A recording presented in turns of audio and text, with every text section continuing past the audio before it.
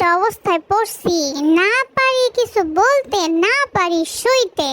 বাসার মধ্যে রাখে আটকায়া, বাইরে গেলে নাকি যাব হারাইয়া। তারপরে আবার বাসায় পটি করলে বলবে তোর বাথরুমে গন্ধ। যেমন লাগে তার বাথরুমে কোনো গন্ধ হয় না, ফুলের ঘ্রাণ হয়। হ্যাঁ, গোলাপ ফুল, বেলি ফুল, জবা ফুল, সব ফুলের ঘ্রাণ হচ্ছে এদের বাথরুমে হয়, আর আমাদের বাথরুমে গন্ধ হয়।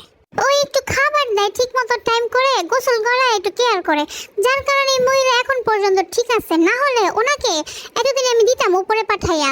সারাদিন বাসায় বসে বসে ঘুমায় কার পার করতে হয়, এই ঘুমেও আমার শান্তি নেই। ঘুমের মতো এই মহিলার চেহারা চলে আসে। এই মহিলার চেহারা আমার আর দেখতে ইচ্ছা করে না, মনটা চাই জায়গা কোনো জায়গায়।